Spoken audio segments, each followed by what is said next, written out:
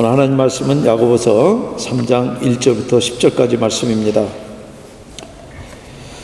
여러분이 하는 말이 여러분의 미래를 결정합니다.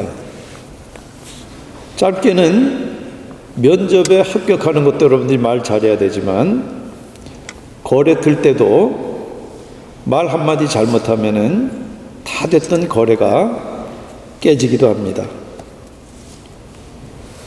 하버드 경영대학원의 연구팀들이 오랫동안에 첫인상을 연구했습니다. 면접하는데 제일 중요한 게 첫인상입니다. 면접 시간은 길어봐야 몇 분입니다. 짧으면은 단 몇 초 만에 상대방을 평가하는데 정확하게 뭘 보느냐는 것을 지금 보는 그 연구입니다. 근데 두 가지예요. Trust and Respect. 이 사람 내가 믿을 수 있나? 이 사람 내가 존중할 수 있나? 그 둘을 핵심적인 요소로 꼽습니다. 면접하는 사람은 어떻게든지 내가 실력이 있다는 걸 보이려고 그러는데, 실제 면접하는 사람들 그거는 다 비슷비슷해요. 중요한 거는 이 사람 내가 믿을 수 있는지, 이 사람 내가 존중할 수 있는지. 근데 아무리 실력이 있어도 동료들이 신뢰하고 존중할 수 없다 그러면 쓸모없습니다. 그래서 따뜻한 첫 인상이 가장 중요하다고 그럽니다. 일단 따뜻함으로 신뢰를 받고 인정받아야지 그때 그 실력도 드러내 볼 수가 있는 거예요.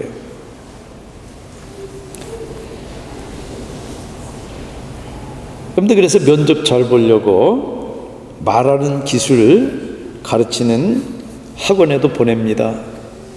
근데 진짜 중요한 거는 따뜻한 마음이에요.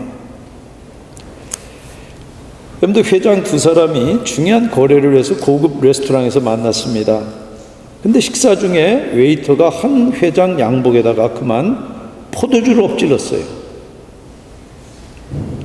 아니 이게 얼마짜리 양복인데 그럴 수 있는 상황에서 그 회장이 아침에 바빠서 샤워를 못했는데 그거 어떻게 알았어요? 그 따뜻함과 여유에 상대 회장은 곧바로 거래를 결정했습니다. USA 투데이의 실명으로 나온 기사예요. 그런데 오늘 성경은 우리 어린이들도 잘 알아듣기 쉬운 세번역 성경으로 읽겠습니다. 야고보서 3장 1절부터 10절 한 절씩 제가 홀수절, 여러분들 짝수절 이렇게 교독하겠습니다. 나의 형제자매 여러분, 여러분은 선생이 되려고 하는 사람이 많아서는 안 됩니다. 여러분이 아는 대로 가르치는 사람인 우리가 더 큰 심판을 받을 것입니다.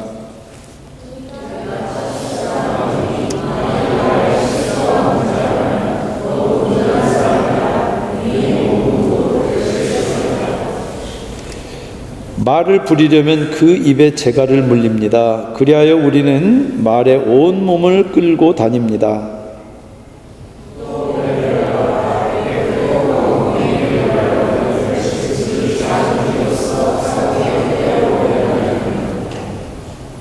이와 같이 혀도 몸의 작은 지체이지만 엄청난 일을 할 수 있다고 자랑을 합니다. 보십시오.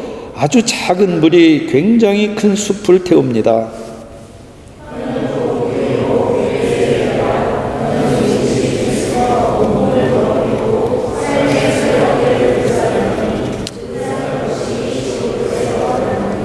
들짐승과 새와 기는 짐승과 바다의 생물들은 어떤 종류든지 모두 사람이 길들이고 있으며 길들여 놓았습니다.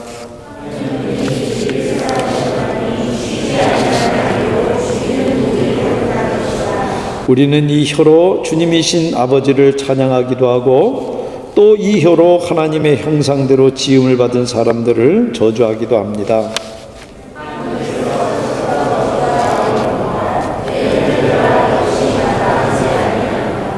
잠깐 기도하겠습니다. 성령 하나님, 주님의 음성을 듣기를 원합니다. 사람의 말을 듣기 원치 않습니다. 그래서 주님의 그 음성이 우리를 일깨우시고 우리로 하여금 주님 만나게 하셔서 살아나게 하시고 또 주님의 말씀으로 다듬어져서 주님의 그 온전하심 같이 우리도 온전해지는 시간 되도록 이 시간을 주장해 주시옵소서. 예수님의 이름으로 기도합니다. 아멘. 제가 지금 말하지만 혀는 입속에 있어서 안 보입니다. 근데 한번 움직이면은 그 적은 것이 정말 큰 일을 합니다. 거란족 80만 대군이 고려를 쳐들어왔습니다. 제대로 싸워보지도 못하고 많은 땅을 뺏기니까 항복하자 그러는 대신들과 땅을 떼주자고 하는 그 대신들로 편이 나뉘어서 조정이 더 큰 혼란에 빠졌습니다. 그때 서희가 거란족의 장수 소손영을 찾아가서 몇 마디 말로 빼앗긴 땅을 되찾고 거란족을 되돌려 보냅니다. 말은 이렇게 나라를 구할 뿐만 아니라 죽으려던 사람들을 살리기도 합니다. 반대로 말로 나라를 혼란에 빠뜨리고 사람을 죽게도 만듭니다. 그래서 2절에 누구든지 말에 실수가 없는 사람은 온 몸을 다스릴 수 있는 온전한 사람입니다. 그만큼 다스리기 어려운 게 말이에요.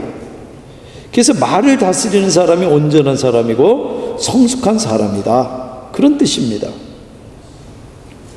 근데 성경처럼 신구약 전체를 통해서 말의 중요성을 강조한 책이 없습니다. 우리가 세상 사는데도 인터뷰하는데 면접 보고 거래 트는데도 말이 중요하지만은 무엇보다도 말은 성도에게 중요하기 때문에 그래요. 여러분들, 믿음이 어떻게 드러나고 믿음이 어떻게 자랍니까? 가장 먼저 말로 드러나요.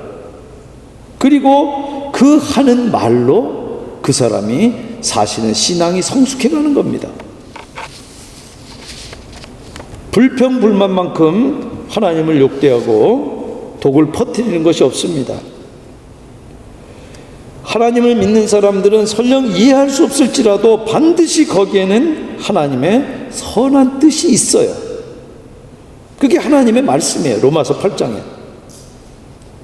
애굽의 종이었던 히브리인들이 하나님의 은혜로 해방됐어요.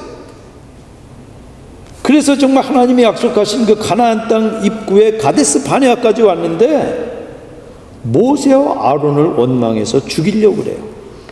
그거는 하나님을 거역하는 거예요. 가나안 성은 너무 크고 가나안 백성들은 너무 커서 우리들은 거기 비하는 메뚜기 떼다. 열 정탐꾼의 그 다수 의견이 퍼지니까 모두 메뚜기 떼가 돼버렸어요. 여호수아와 갈렙은 주님이 함께 하시면 그들은 우리의 밥이다, 그 믿음의 말보다 불평의 말에 휘둘려서 스스로 메뚜기 떼가 됩니다. 여러분들, 불평불만이 마음속에 있어도 절대 입 밖으로 내보내면 안 됩니다. 입에서 나온 불평불만은 여러분들 생각을 지배해요. 그리고 여러분의 장래까지 지배합니다. 메뚜기 타령 불평불만 내뱉던 사람들은 아무도 가나안 땅에 들어가지 못하고 광야에서 죽습니다. 하나님을 신뢰하며 그 신뢰의 이야기를 입 밖에 내보냈던 여호수아와 갈렙만 들어가요. 여러분들, 2살짜리 아이가 죽으면은 당연히 하나님 어떻게 이럴 수가 있습니까? 불평불만이 모든 인간의 입에서 나올 수밖에 없고, 그래도 아무도 나무라지 않습니다. 실제 시인들도 시편에서 다 그렇게 불평으로 시작을 해요, 기도를. 그런데 그 말과 하나님, 2년 동안이나 내 사랑하는 이 아이에게 젖을 물릴 수 있게 해주셔서 감사합니다. 근데 마음에도 없는 소리 우리가 내뱉어서는 안 되지만 그 두 말 중에서 과연 어떤 말이 더 지혜롭고 그 두 말 중에서 과연 어떤 말이 부모가 그 슬픔을 이기고 회복하는데 어떤 말이 더 효용성 있겠어요?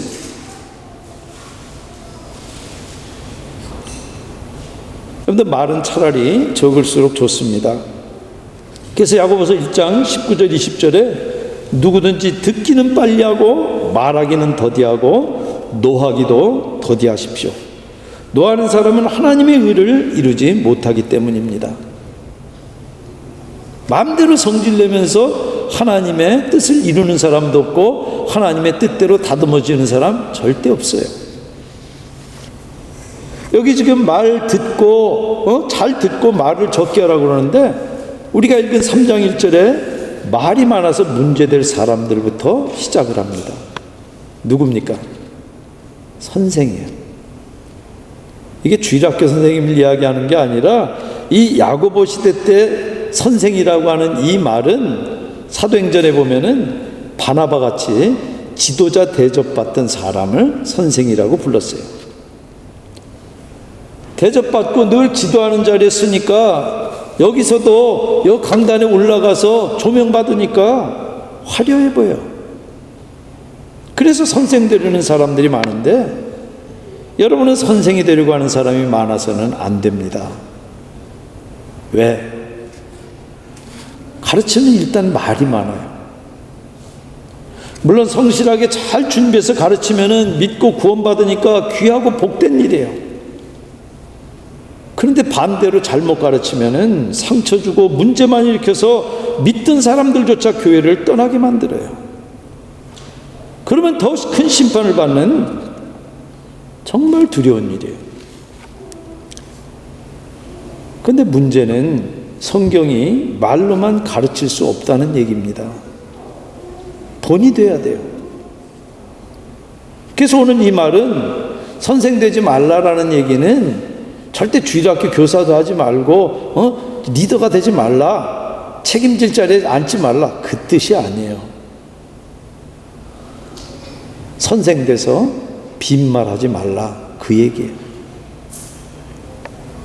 그런데 교회 다니는 사람들도 안 다니는 사람들에 비해서는 말이 많습니다. 남의 말은 잘 안 듣고 자기 말만 하고 늘 가르치려고 듭니다. 그런데 전도도 본이 돼야지 되는 것이지 말로 하는 거 아닙니다. 그래서 말은 적을수록 좋습니다. 듣기부터 하고 꼭 해야 되는 유익한 말만 가려서 해야 됩니다.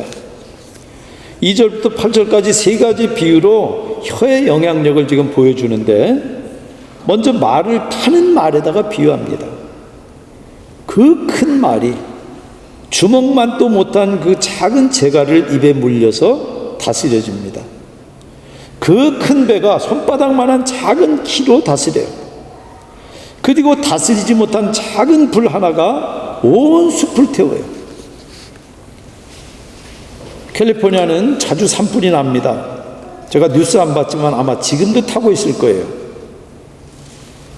그래서 엄청난 숲을 매일 태우는데 그 큰 불도 자동차 바퀴가 터지면서 생긴 스파크, 그 작은 불꽃 때문에 생긴대요. 여기 말과 재갈, 배와 키, 불과 숲, 공동적인 뭡니까? 작은 게 큰 걸 다스리는 거예요. 작지만 잘못 다루면은 엉뚱한 데로 튀어서 파괴하고 난파되고 불태우는 것을 이야기하는 거예요. 근데 혀가 바로 그래요. 5절의 혀도 몸의 작은 지체지만은 엄청난 일을 해요. 온몸을 지배하고 인간관계조차, 그리고 그 말하는 사람의 운명조차 결정을 해요. 그래서 혀를 잘 다스리면은 재갈과 키처럼 온몸을 자유자재로 제어할 수 있지만은 반대로 잘못 놀리면은 파괴력이 너무나 커요.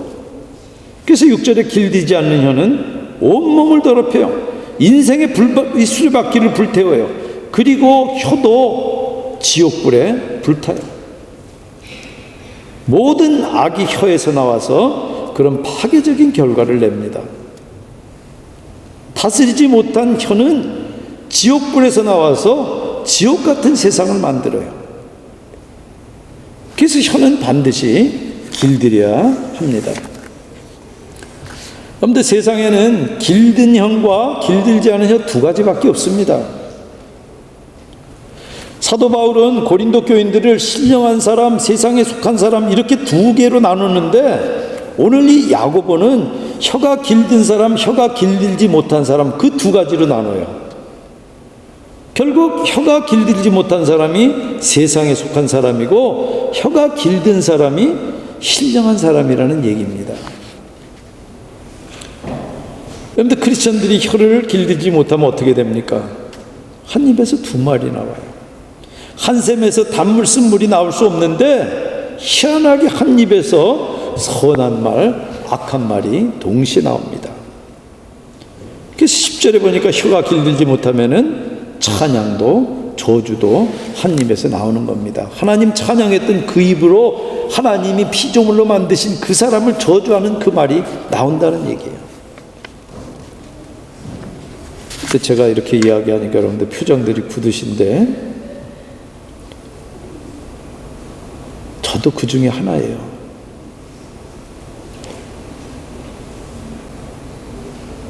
여러분들 그게 우리들의 솔직한 모습입니다. 한 입에서 찬양과 기도 같은 거룩한 말도 나오고 그 똑같은 입에서 남을 헐뜯는 추하고 악한 말도 나오지 않습니까? 특별히 거룩한 일 한다고 그랬을 때 우리가 입을 조심해야 돼요. 남을 위해서 중복인다 한다 그러지만은 사실은 그 마음속 깊은 곳에서는 정말 그 사람을 위하는 마음이 있느냐는 거예요. 어느 쪽이 진짜입니까? 지난주 잠언 설교 듣고 제 아내가 당신은 얼마나 사랑하고 용서하세요? 여러분들이 묻고 싶은 질문을 저한테 했어요. 그런데 그 질문 들으니까 저도 대답을 못하고 스스로 화가 났습니다. 화난 제 모습에 또 깊이 좌절했어요. 도대체 내가 언제까지 이 지경이지? 아내가 그런 지적도 안 하면은 남 비판하면서 남을 비판하는 것으로 나는 바른 줄로 그렇게 생각을 하는 게 저예요. 그런데 사람이 만물을 다스리고 길들 줄 압니다. 그래서 화성에까지 우주선을 보내지만은 그 작은 자기 혀는 못 다스려요. 못 길들여요. 그래서 누구도 말에 실수가 있고 자유롭지 못합니다. 그런 이중성은 특별히 선생들에게 치명적이에요. 그런데 문제는 혀가 스스로 절대 길들지 않는다는 겁니다. 여러분들 면벽 배제하고 있으면 혀가 길들 줄 아세요? 절대 안 됩니다. 반드시 도움이 필요합니다. 제가 예수를 믿고 하나님을 믿는 이유예요. 예수님의 도움이 필요해요. 베드로전서 2장 22절에 그는 죄를 지으신 일이 없고 그의 입에는 아무런 거짓도 찾아볼 수 없었습니다. 그런 그분이 우리를 위해서 모욕당하고 비방거리가 됐어요. 그 예수님의 도움이 없이는 누구도 혀로 저지른 죄와 그 영향력으로부터 벗어날 수가 없어요. 그리고 지금도 마찬가지예요. 그런데 의인은 한 사람도 없습니다. 모두 다 이사야만 그런 거예요? 모두 다 입술이 부정한 사람이에요. 그래서 오직 위로부터 오는 그 신령한 은혜가 아니고서는 예수의 영 성령의 도우심이 아니고서는 누구도 거기로부터 벗어날 수가 없어요. 절대 우리들에게 있는 그대로 인간의 그 타락한 본성이 흘러나오면은 시기와 이기심이 자기를 지배하고 공동체를 지배해요. 그런데 성도와 교회를 회방하는 마귀는 늘 누군가의 혀를 이용합니다. 아, 그거 들었어? 그러면서 시작해요. 모든 관계에서 마귀는 혀를 놀리게 해서 교묘하게 회방을 놔요. 영혼을 구원하고 사람을 세우는 일에 쓸 수 있는 그 귀한 혀를 죽이고 무너뜨리는 데 쓰도록 만들어요. 여러분들, 혀는 언어 구사 능력이 아닙니다. 절대 학원 다니면서 배울 수 있는 게 아니에요. 마음을 반영하는 인격의 거울이에요. 누구나 혀로 자기 인격을 드러내 보이는 거예요. 그런데 누구도 자유롭게 말할 수 없습니다. 죄에서 자유로운 사람이 없는 것처럼 자유롭게 말할 수 있는 사람은 없어요. 그래서 언제나 혀는 다스려야 되는 것입니다. 말에게 재갈을 물리는 것처럼 우리 혀를 다스려야 되는 거예요. 그리고 혀는 잘 듣고 합리적으로 생각해서 이해하는 능력을 포함해요. 그래서 잠언 17장 27절에 지혜자는 말을 아끼지만 사악한 자는 곱비 풀린 말처럼 악을 토한다. 잠언 13장 3절에도 입을 지키는 자는 그 생명을 보존하나 입술을 크게 벌리는 자에게는 멸망이 오느니라. 그래서 우리가 정말 정직하게 우리 자신을 바라본다면은 하나님께 이렇게 기도할 수밖에 없어요. 시인이 시편 141편 3절에 기도가 한 것처럼 주님, 내 입술 언저리에 파수꾼을 세우시고 내 입 앞에는 문지기를 세워주십시오.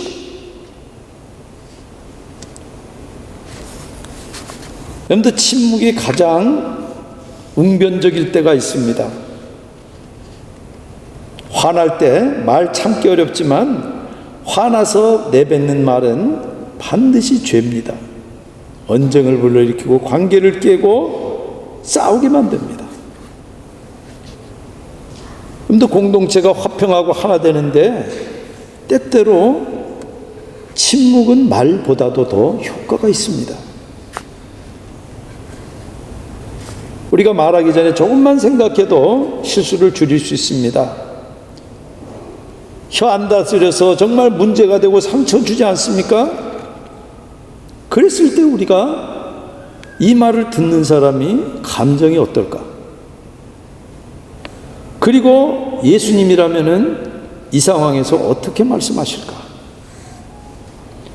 잠깐만 여러분들이 생각하셔도 혀를 다스리고 바로 그렇게 해서 여러분들이 온전해지는 겁니다. 다른 방법이 있는 게 아니에요. 사랑하는 여러분, 혀들 한번 다 내보시기 바랍니다. 이렇게 다 있으시죠? 혀한테 한번 물어보세요. 내가 널 잘 다스리니? 아니면은 못 다스려서 불처럼 남도 나도 마구 태우고 있지 않니? 여러분들, 길 안 들어서 멋대로 노는 혀는 자기도 남도 가정도 교회까지 파괴합니다. 길든 혀만이 자기도 남도 가정도 교회도 세우고 살립니다. 참 감사하게도 우리 교회는 참 따뜻해서 좋다는 그런 말을 많이 듣습니다. 저는 그 말이 빈말이지 않기를 원합니다. 정말 우리가 주의 자녀다운 부끄러움 없는 그런 언어 생활을 하십시다. 혀를 길들여서 좋은 말, 아름다운 말, 상대를 세우고 격려가 되는 말만 골라서 하십시다. 여러분들, 그것같이 중요한 성화 도구가 없습니다. 여러분들 말만 다스려도 여러분들이 성화되고 여러분들의 삶 가운데 예수님의 모습이 드러나는 거예요. 정말 혀를 길들여서 주를 위해서 쓰임 받도록 훈련만 된다면은 그게 여러분들이 성장하는 거예요. 그리고 그런 여러분 주변이 천국으로 변하는 것입니다. 그런 은혜가 여러분들과 여러분들 가정, 여러분들 케이크로, 그리고 따뜻한 우리 신앙 공동체 안에 늘 넘치시기를 주님의 이름으로 축원드립니다. 기도하시겠습니다.